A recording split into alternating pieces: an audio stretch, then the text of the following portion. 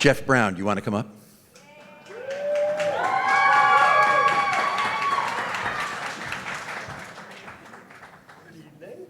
Good evening. Just like Penn State, you travel well. So Bill didn't want to talk about the Sixers arena. I would like to talk about the Sixers arena. The Sixers are going to great lengths to convince Philadelphians that their plans for a new arena would be an economic bonanza, starting with 9,000 construction jobs and an engine for economic activity in what has become a rather dormant section of town. Your potential constituents are starting to line up on both sides of this issue. Religious leaders in the African American community last week came out passionately in favor of the Sixers arena. And of course, the Chinatown community has basically said it will do everything it can to prevent its ultimate construction. I think the voters in Philadelphia deserve to know on which side you stand, given the enormous stakes of this enormous vision. Where do you stand?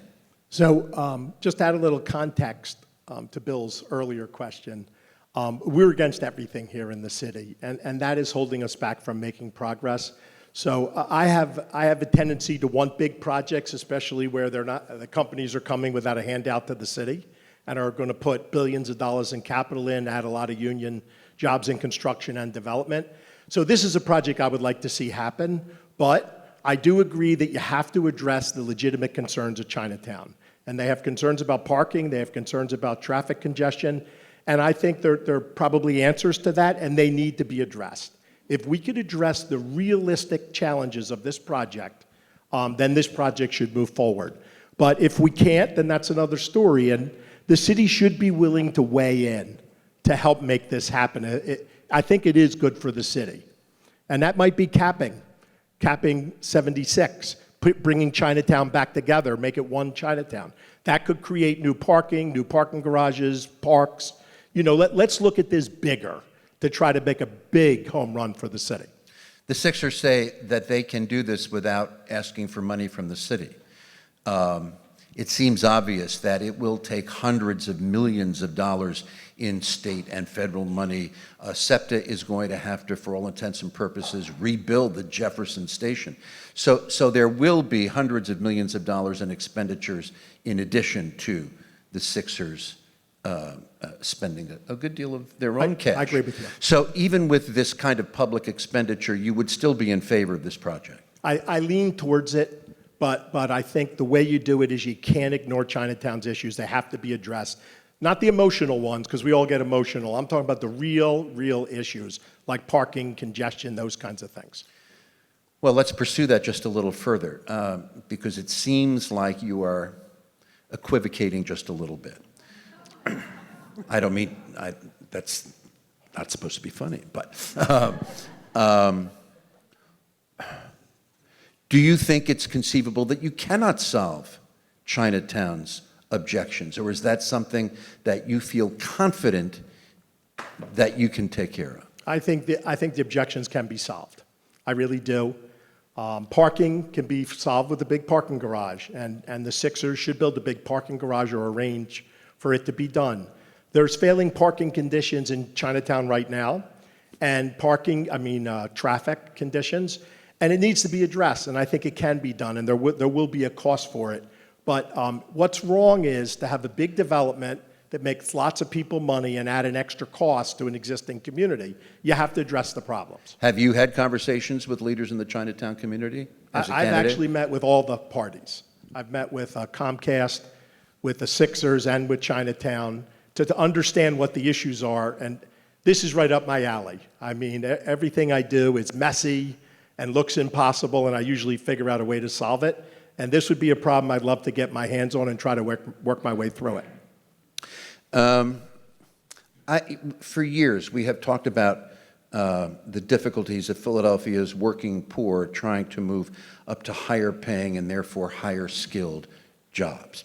And in almost every case, when you read about this, when you talk to people about it, one of the major obstacles seems to be that the Philadelphia School District has historically failed to teach these skills to their graduates who are not going on to college. Some have said that the Philadelphia School District has been so completely focused on trying to encourage their kids to go to college and to helping them get into college that they've neglected those who are not going to go to college, but who still have the potential of being members of the middle class and being very productive members of the Philadelphia community. What can a mayor do to not improve this situation, but to resolve this situation so the Philadelphia School District does its part in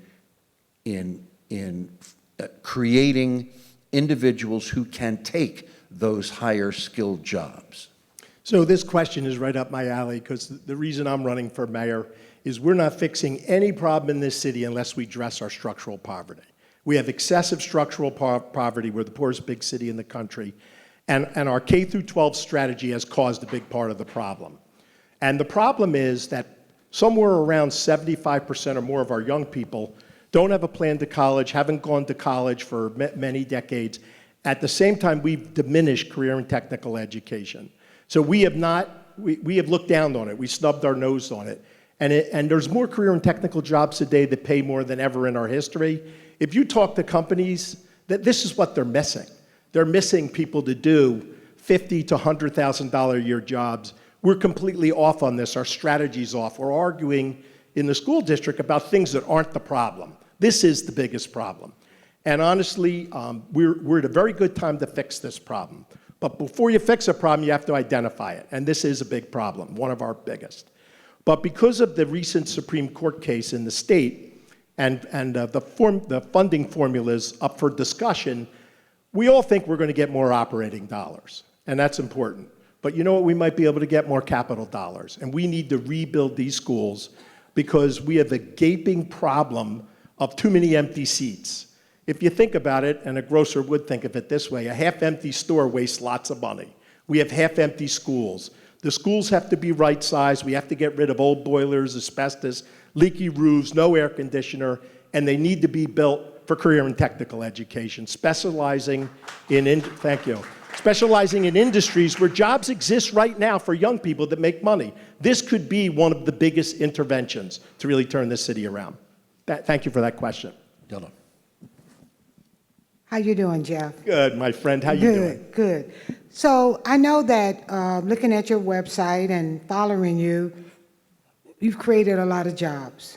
And I'm sure you understand the public sector and the philanthropic community that fund a lot of workforce development.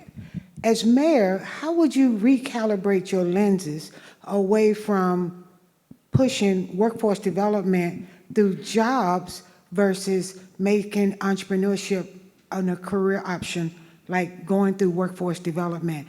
I think in this city, we do not push entrepreneurship as a career option, right? While I appreciate jobs, doesn't always move you to middle class, right? And this city needs to create wealth.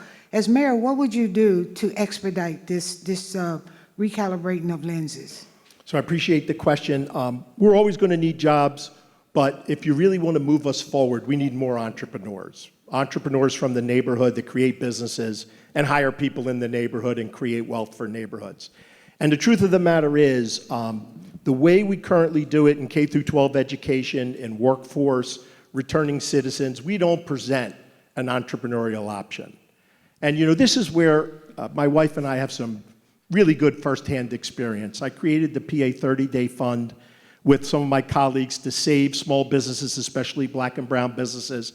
And I called them myself at night to talk to them. And these are entrepreneurs. And what came of that is our small business incubator, where we've created over 300 or helped over 300 small black and brown businesses. And when we sit and listen to these entrepreneurs, these are real entrepreneurs. I mean, they do need some business coaching. We have found that. And they do need some capital, especially equity. But these are real entrepreneurs. They remind me of myself and my family. They have hustle. They have ideas. There's one lady I can't get out of my mind. She's married with 3 kids. She has a full-time job. She has 5 patents with a very clever product for babies, and she's got all the hustle in the world. She should be big time. And we don't do anything to encourage that in this city. And we need to reform our thinking, just like you're saying, to pick out those people that are meant to be entrepreneurs and help them reach their potential. Because it will not only help them and create generational wealth for them, it'll help their neighborhoods, because they're going to hire people as they grow. So I think you're right on target. And you know, in my house growing up, I got a college education, but I got a college education at dinner too. My dad was an entrepreneur, and he taught me how to do things. And in a lot of cases, the business support you spoke of earlier, that's needed. Because when we meet with these young entrepreneurs, they often don't have their business set up properly, they don't have insurance, they often don't know their unit costs, they haven't been wise about managing their costs in general or have a plan to market their product. And these are not complicated things. We teach them that very quickly, and their business takes off. That's what I think we need to do. So as a follow-on to your comments, what percentage of your business have you worked with small businesses for? And what's your largest dollar value contract that you've issued to a small business? So in our business, we have entrepreneurs we work with. I also have some larger vendors, and I'm not sure what the percentage is, but the real magic is our entrepreneurs. When you walk into our stores, there's always an entrepreneur at the entrance trying to pitch you on their product and sell you their product. And we do have some that have been very successful. And Saudia Schuler's an example. She has a very successful food business in our Monument store, doing very large volume. She has a lot of potential. We have another entrepreneur that has healthcare inventions, not healthcare, exercise inventions, Noelle. And she has taken the original business we gave her selling her product. She's selling stores all over the country today. So the issue to me isn't just how much business I could give them. How could I unleash their abilities to make a large business that has transformational, generational wealth? And that's what we work on. So I'm looking for jobs. Have these entrepreneurs you've given examples created any jobs? Yes. Could you give us a sense? Of the 300, almost all of them have some employees. I could tell you that. There's a lady that makes banana pudding that she started with us, and now she's in Reading Terminal, and I think she probably has 24 or more employees working in Reading Terminal. I went to visit her. The place had lines there. And so I haven't kept track of all the jobs, because we're a business. We're not a nonprofit or the government, but I see visible signs of success that excite me and give me an idea of what I would do if I were mayor of Philadelphia. Okay. My final comment is around, you talked about this example of this entrepreneur who needed help with their numbers and didn't have capacity. What we have found is that oftentimes that is a lack of capital, right? Because when you start out and you have a rich uncle or you have assets, then you're able to surround yourself with the expertise to grow and accelerate fast. Oftentimes with diverse founders, they don't have they don't have the capital, right? So as mayor, what would you do to increase capital to help the businesses not only you've seen come through your stores, but in the city of Philadelphia in general? Yeah, I think there's 2 important things, maybe 3. One thing is we should create a social equity fund. The purpose isn't to make a return. The purpose is to incubate small businesses and help them grow. I do think they need business advice. My experience is the vast majority are missing basic principles to be successful, and we should be able to give grants or other forms of assistance to get them the advice so they don't make the mistakes you make when you don't have someone guiding you. And the third thing is we do need to simplify. We have very complex processes in this city. We need a massive overhaul of our processes. We should look at what other big cities do. We should commit ourselves to be the simplest city in the country to do business. Thank you. Bill Hankowsky. Jeff, let's try a couple different topics. Let's start with sort of this whole issue of the city's competitiveness. We can look at a variety of statistics. The city underperformed coming out of the pandemic. We underperformed our suburbs. We underperformed the country. If you look at over time, we're always in the bottom quartile somewhere in job growth. Many factors, but one factor might be taxes. So I'm interested in your views on tax policy, the tax environment, whether it's big business, small business. How do you, as a mayor, what do you think you're going to be doing over the next 4 years addressing that environment? Yeah, let me start out with a place you wouldn't expect. I think the first question, if you're failing, and I would say in all measures, we're kind of failing as a city. We're one of the worst rated big cities in the country. What is wrong? Let's start out with that, because we would have to fix that to fix our tax problem. And there's two things wrong. One, we have way too many people in poverty that we have to help, and they can't help the city pay its bills. That's a huge, broken structural problem. And that's why that's where my head goes to the number one thing we have to address, because I don't realistically think we could dramatically change our tax policy unless we fix that. You can't have this amount of people that need help and have enough money to pay your bills. So that's one. The second thing is growth helps, and we don't grow. We have a very repressive economy. We're against almost everything. We're very bogged down in petty politics, and you said councilmatic prerogative, and there's all kinds of prerogatives in this city, why people don't want to agree to anything. We got to break through that. We need to grow the pie, and we need to get people out of poverty. After you do that, you will see how magnificently our tax structure comes into line. And if you don't fix those two problems, we're never getting it in line. Because most of the tax savings you could do will be very, very small. Jim said that. Because we're stressed out financially. We have a bad circumstance. We're upside down. If you compare us to other cities, we spend less per person. Less per person, even though we tax more because our circumstance is bad. And when you look at how would we start going down the path of growing the pie, incentives are a good option. Incentives to grow your existing business, incentives to relocate in the city, and you don't have to do corporate welfare. We could pay for performance. And what I mean by that is every incremental growth you have, the number of employees you have, how much revenue you have, how much taxes you pay is a benefit to the city. We should be more than welcome to share that benefit to accelerate that growth, and that growth will grow the pie and bring down our challenge tax-wise.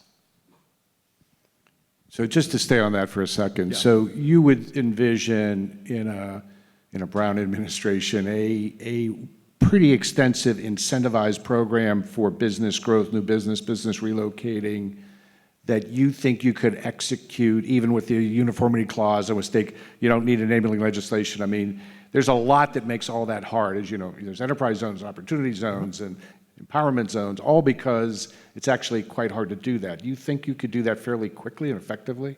I do. First of all, because of the business I do, I'm very familiar with all those things, and in some cases I've utilized those things to solve problems that I couldn't solve any other way. And uniformity, you can't charge people different tax rates, but you can have different incentives. And you know, one of the things we ought to think about, we are not going to be the best at everything. Nobody is. And we should pick where we want to own an industry or a growth area. And where my mind goes to as a starting point is our biggest problem is poverty. Industries in which you have lots of non-college educated jobs that pay well is where we'll get the best bang for the buck. So what does that look like? I would like to vertically integrate gene therapy and biotech. Not get another headquartered firm, get them to make the stuff here, get them to distribute the stuff here. Because we could train non-college educated people to do that job and they can make a good living. I love logistics because we're close to 75% of the US population. And I think there's probably 24 industries we're legitimately the best place in the US to be. And I wouldn't have any problem as mayor defending us and going to businesses and saying, let me explain to you why this is the best place in the country to be. Because yeah, we're a little higher on the taxes, but how much are we going to save you on fuel? Because the logistics cost. And how much are we going to save you on the cost of rent? Because our rents are much cheaper than the other big cities. And we actually have space for you to build world-class facilities. And I think that's how we build it. We can't be everything to everybody. Different topic. So I think your workforce is unionized. You've gotten some support from unions, which is great. My dad was a shop steward, so I'm a fan of unions. But one could argue in Philadelphia that when you look at the cost to build something, it is higher than the suburbs. When you look at those cities that we compare our growth rates to, almost all the ones at the top are south and west and have lower cost to execute a project. Your thoughts about, and one of the issues is housing affordability in the city, which many factors, but one factor is how much it costs to build. Any thoughts about how you'd engage with the building trades, how you'd think about long-term the cost of being in Philadelphia from a union, non-union perspective? Yeah, I think this is a really good question. And from the beginning of this process for me thinking about what could I do to bring massive improvement in the city, I thought, just like in the grocery business, at one point I met with my unions and I said, you know, I think we both should be looking for alternative employment, because if I'm the only union place left and everyone else doesn't have health insurance and pension, this is a surely fine way to go out of business, and we both should find another job. And we ended up working out a way to improve the productivity of what we did together. We did it together, nothing was forced, and we had a really magnificent outcome where we compete. My wife and I compete with the toughest, biggest companies in that business, and we win. The same thing has to be done with the city. And when I went to the city's unions, DC 33, TWU, the Teamsters, I gave them the same pitch. This is what we need right now, because if not, the next mayor's going to come in and say, you know, we should outsource the whole thing. And that's going to hurt a lot of everyday people that have good union jobs. We should be fighting for those good union jobs, and the way to do it, rethink how we do our business to be more efficient. Now, the unions that didn't endorse me are the building trades.